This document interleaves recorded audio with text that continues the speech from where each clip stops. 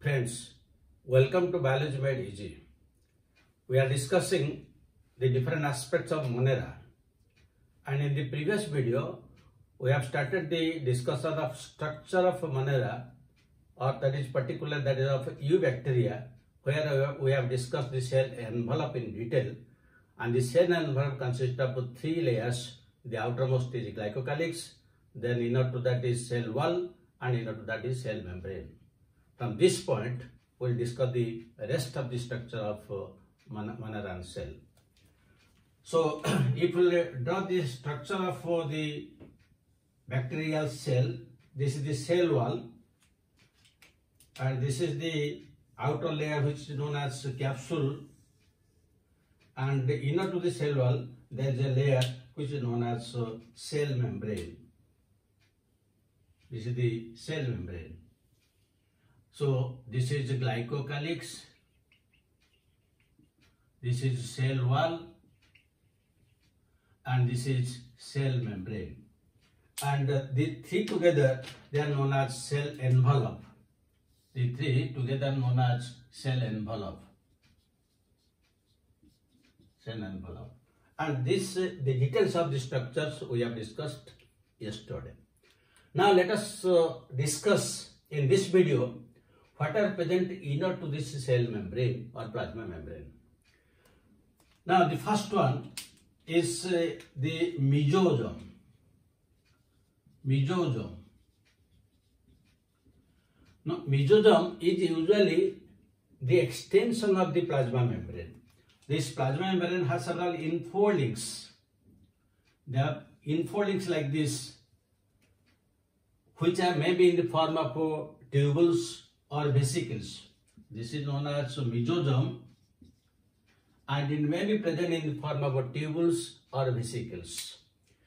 This mesosome is always attached to the nuclear, the DNA molecule, that is the nucleus that is present in the cell. Now why it is present? Because it has some importance.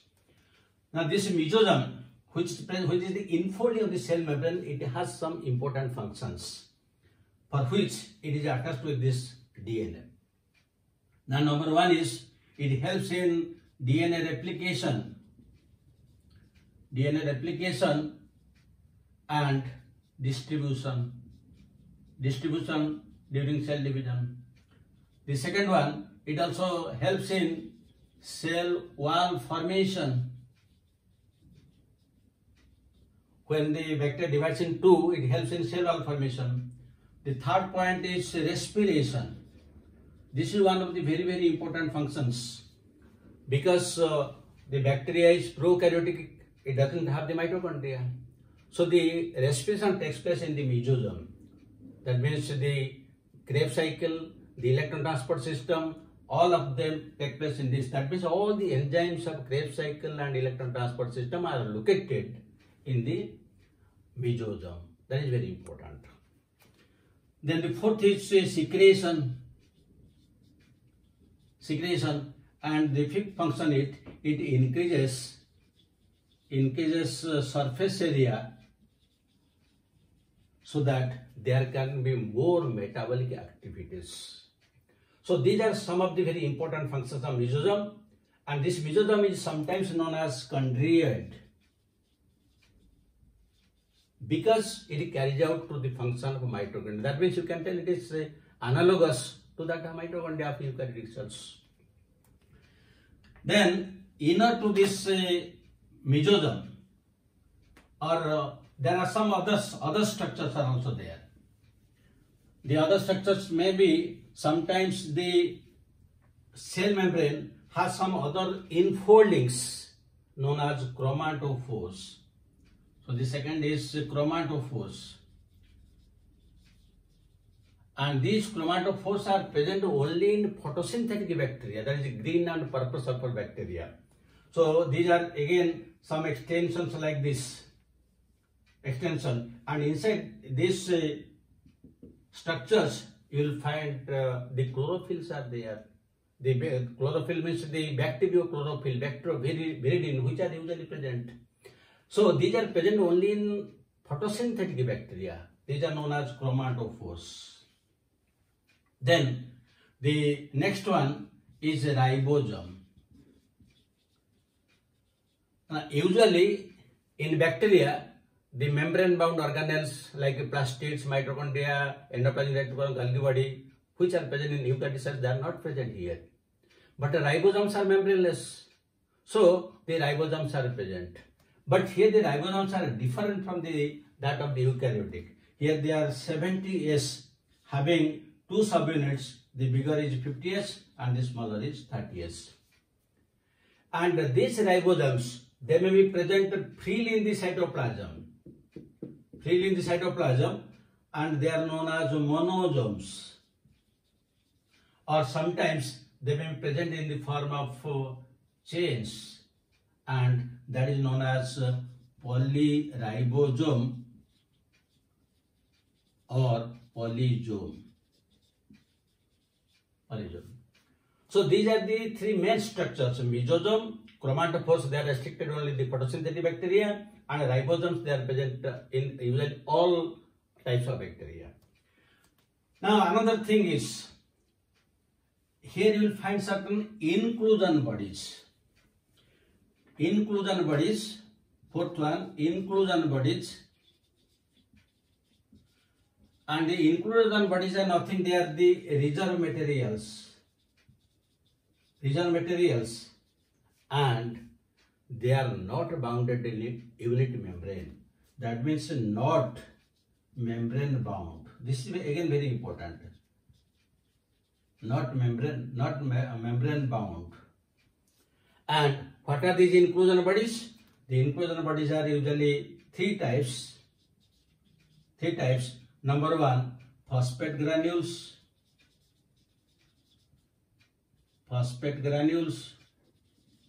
Then number two, glycogen granules.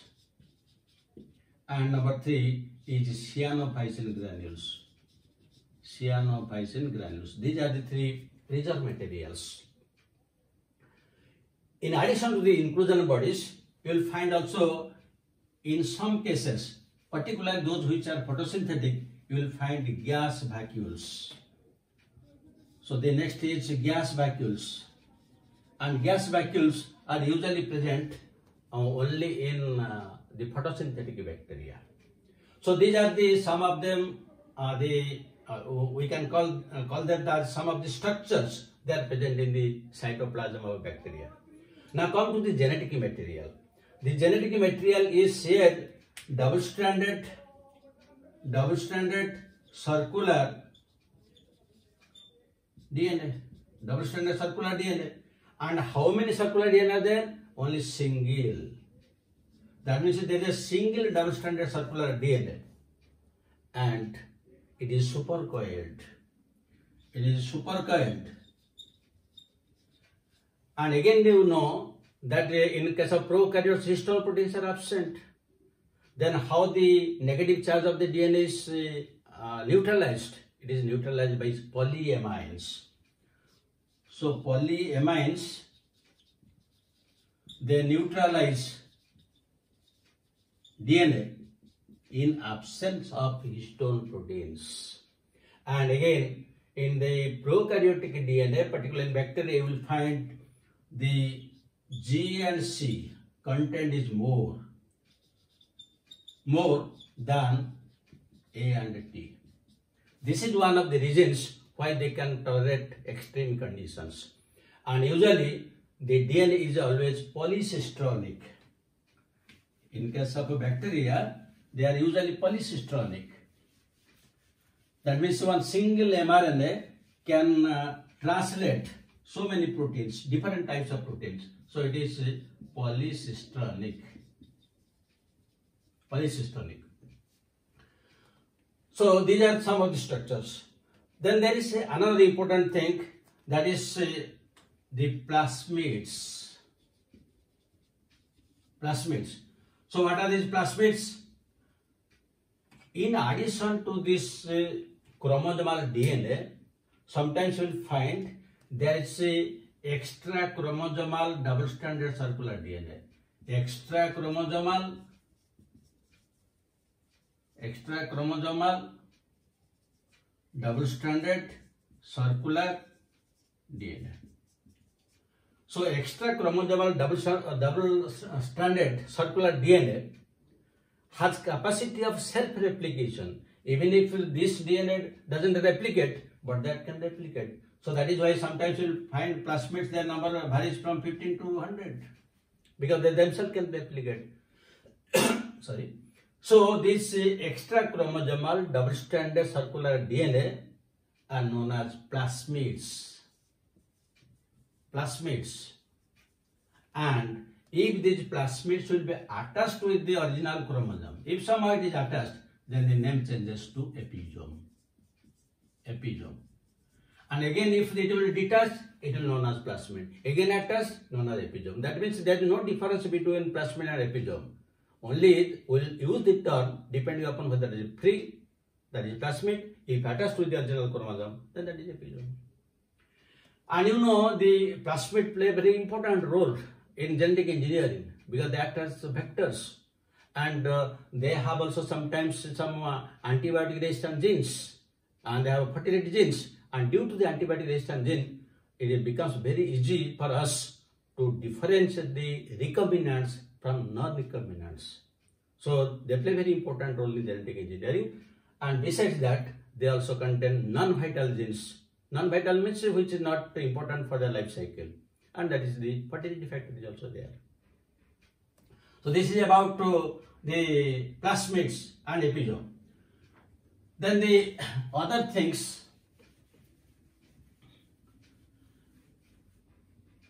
if we come to this motility, regarding the motility of bacteria,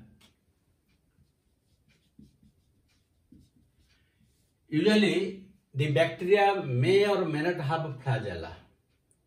If flagella is completely absent, it is atrichous. Atrichous, completely absent. If a single is there, then we will call it as monotrichous. Monotrichous. That means in bacteria there is a single one. If there will be two and one in each side, we will call it as amphitrichous. Amphitrichous. That means one is on one pole, the other is in the other pole. But single one is there. But if we will get all around, then that is known as peritrichous. Peritrichous. So in this case, the flagella will be all around. And if it is present in the form of a tuft in one side, then that is cephalotrichous. Cephalotrichous. So in cephalotrichous, you will find a tuft of flagella, but in only one polar side. And the other one is lophotrichous, where you will find a tuft of flagella on either pole. So, depending upon the arrangement of flagella, the bacteria are of different types. But what is the structure of this flagella? That also we have to know. So, if we come to the structure of flagella, usually the flagella is made up of protein flagellin. Made up of flagellin. While in case of eukaryotes is made up of protein tubulin, flagellin. And in case of this prokaryotes, particular bacteria, you will find there is only single tubule is there. Single tubule. Whereas in case of eukaryotes, we find the 9+2 arrangement. Here that 9+2 arrangement is not there. Only single tubule is there, and that is made up of flagellin. And how it is present? Suppose this is the cell wall and this is the cell membrane. Then it comes from this portion, which is known as the basal body. Basal body.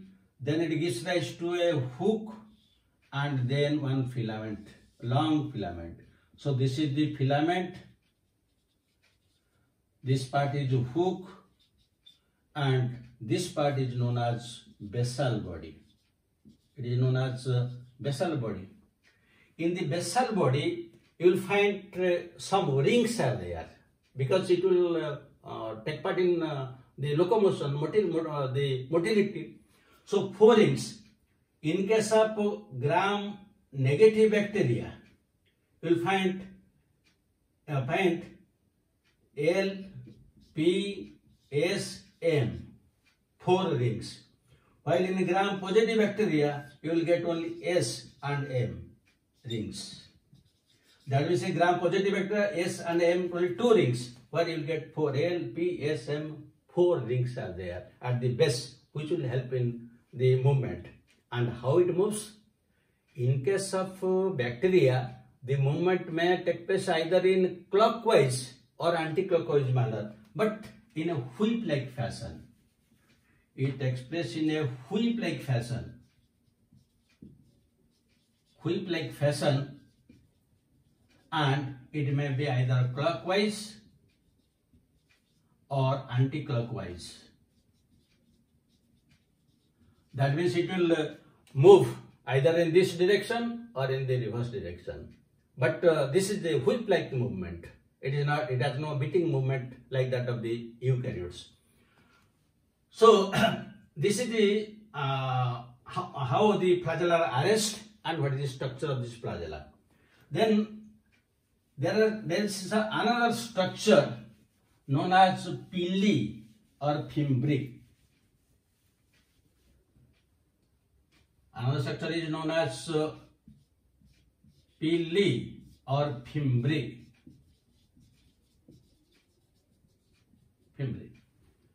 Now this pili or fimbric is made of a protein pilin. Pilin. This is again important example point of view. Now when we will call it as pili and fimbric? Usually the fimbric is also known as type 1 pili. It is known as type 1 pili, and its main function is attachment to host or surface of the substratum where it is attached to the surface or to the host. It will be attached with the help of this type 1 pili, or that is also known as fimbric. And how they are present? Usually they are very small structures, small and bristle-like structures, and their number is numerous. While pili is known as type 2 pili. This is also known as sex pili, and it helps during conjugation. When two bacteria they conjugate with each other for the purpose of genetic recombination, this type 2 pili, or which is sex pili, that helps in the formation of a conjugation tube. Like this, they will be genetic recombination, and their number is usually either 1 or 2 in a number, and they are elongated and tubular. So these are the different structures. We have started from this glycocalyx, then cell wall, then cell membrane, then internal structure. We have discussed the mesosome, chromatophores, then the ribosomes, then we have discussed the nuclear body. This is known as nucleoid, or it is also known as genophore, and it is not surrounded by nuclear membrane because it is prokaryotic already, you know. So it is not surrounded by nuclear membrane. It is naked, not associated with histones, but it is neutralized by polyamines and is supercoiled. Then they say regarding plasmid and episome, we have discussed extra chromosome, double-stranded circular DNA, and then we have discussed the flagella, the different types and the structure, and then pili, then different types with their function. So with this, the structure of this bacterial cell is complete. Now we'll discuss questions.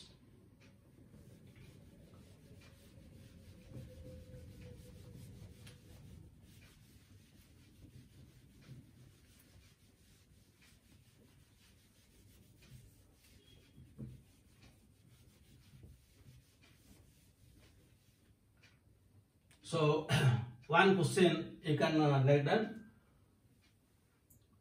Which of the following is not an inclusion body? Which of the following is not an inclusion body? A choice, cyanophysin granules. B, phosphate granules.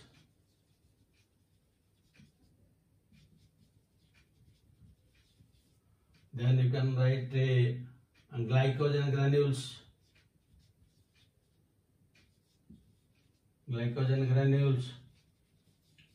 And D, sulfate granules.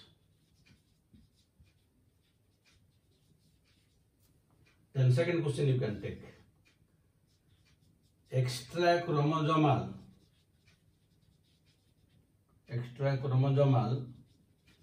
double-stranded circular DNA attached to